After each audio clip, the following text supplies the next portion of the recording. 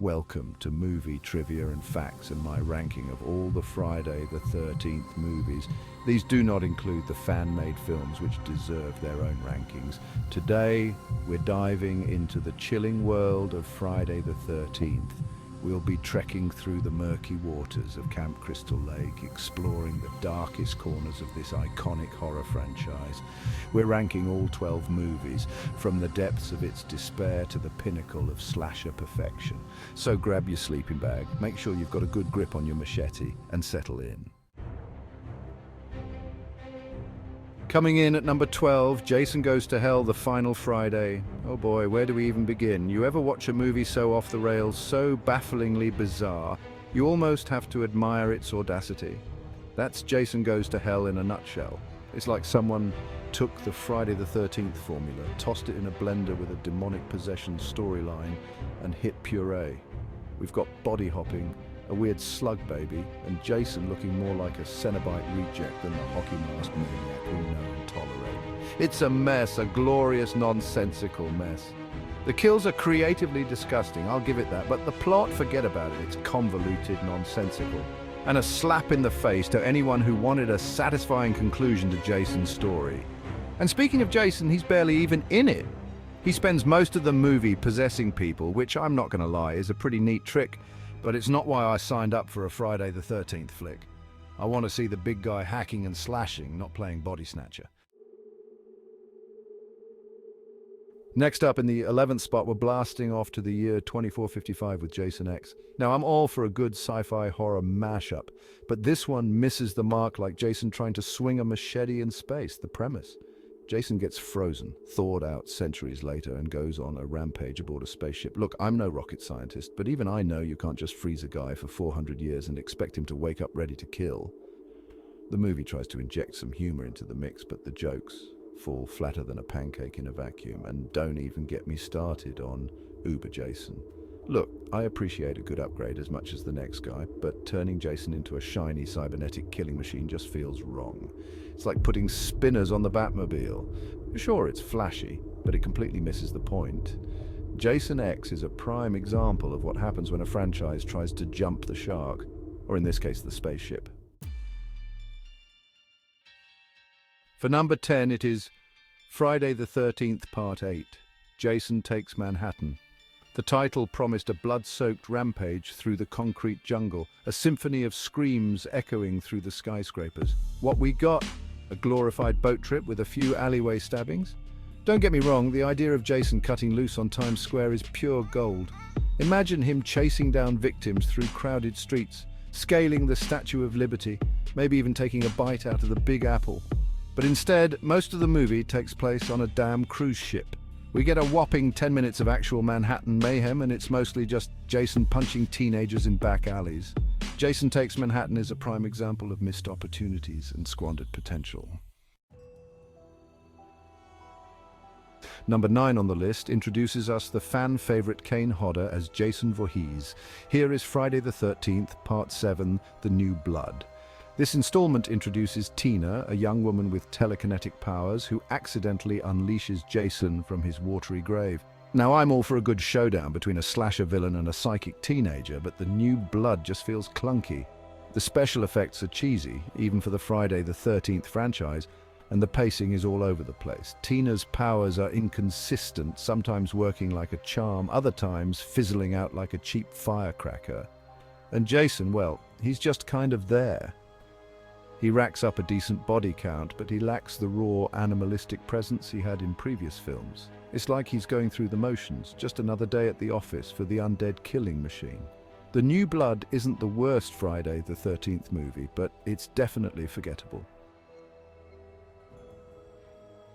The next Friday, the 13th, didn't have Jason in it. Coming in at number 8, we have Friday the 13th Part 5, A New Beginning. This one tried to shake things up by introducing a new killer, but let's be honest folks, no one can replace the big guy himself. The movie follows Tommy, the kid who offed Jason in Part 4, as he grapples with his trauma and a new wave of murders at a halfway house. The problem is the new killer, Roy, is just a pale imitation of Jason. He lacks the presence, the mystique, the sheer unstoppable force of nature that made Jason so terrifying. It's like watching a cover band try to replicate the magic of the original artist. Sure, they might hit the notes, but the soul is missing. A New Beginning is a valiant attempt to breathe new life into the franchise, but it ultimately falls short. Moving on to number 7, we have Friday the 13th, Part 3. This is a special one, folks, because it's the movie that introduced the world to Jason's iconic hockey mask. Before Part 3, Jason was rocking a burlap sack, which, let's be honest, is pretty creepy in its own right. But the hockey mask, that's pure nightmare fuel. It's blank, emotionless, a symbol of unstoppable brutality. The movie itself is a pretty standard slasher flick. We've got a group of teenagers heading to Crystal Lake, a whole lot of premarital hanky-panky, and of course, Jason picking them off one by one. What's important is that Part 3 solidified Jason's status as a horror icon. The 6th movie on my list is the 6th movie in the franchise. At the halfway mark, we have Friday the 13th, Part 6, Jason Lives. This one's a fan favorite, and for good reason. It's the movie that brought Jason back from the dead again and injected a healthy dose of humor into the franchise. Don't get me wrong, Jason Lives is still gory and suspenseful, but it also embraces the absurdity of the premise. We got Jason punching a guy's heart out, a summer camp setting with campers for the first time in the franchise, and a final showdown at Camp Crystal Lake that's both thrilling and hilarious. Jason Lives is a perfect example of how to revitalize a franchise without taking itself too seriously. The next movie on the list tried to reboot the franchise. Number 5 on our list is the 2009 reboot of Friday the 13th. This one's a bit of a mixed bag for fans. On the one hand, it's a slick, well-made slasher flick with some brutal kills and a decent cast. On the other hand, it's a bit too polished, lacking the gritty charm of the originals. The reboot tries to cram in elements from the first 4 movies, which makes for a somewhat disjointed narrative. We get glimpses of Jason's backstory, his mother's killing spree, and even a cameo from the iconic burlap sack mask. That being said, the 2009 Friday the 13th is still a solid slasher flick. We're in the final 4 for the Friday the 13th movies. Coming in at number 4, we have Friday the 13th, the final chapter. Now, we all know it wasn't actually the final chapter, but it's still a damn good entry in the franchise. This is the movie that introduced us to Tommy Jarvis, the young horror aficionado who would go on to become Jason's arch nemesis. We also get a memorable performance from Crispin Glover as Jimmy, the awkward, dance-loving teen who meets a rather unfortunate end. The final chapter is a brutal, suspenseful ride from start to finish. It's a fitting end to the original cycle of Friday the 13th films, even if it wasn't really the end. The bronze medal goes to Friday the 13th Part 2. This is where the legend truly begins, folks. Jason steps out of the shadows and into the spotlight, claiming his rightful place as the star of the show.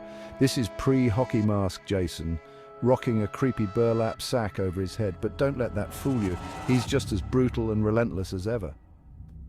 Part 2 takes place 5 years after the events of the first film, with a new group of unsuspecting counselors arriving at Camp Crystal Lake. Jason, still reeling from his mother's death, is out for revenge, and he's not going to let anything stop him. This movie is a masterclass in slow burn suspense, building tension with every creaking door and rustling leaf. Our runner-up is the movie that started it all, the original Friday the 13th. This is the one that introduced us to Camp Crystal Lake, the doomed counselors, and the legend of Pamela Voorhees. Sure, it's a bit tame by today's standards, but there's a raw, primal terror to this film that still holds up.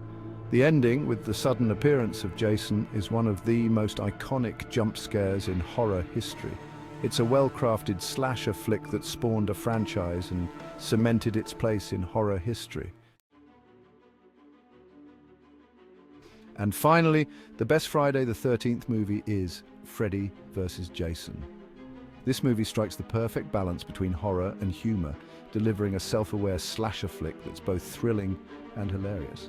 We've got Jason back in top form, racking up an impressive body count with his signature brutality. But what sets Freddy vs. Jason apart is the film blending with the Nightmare on Elm Street franchise.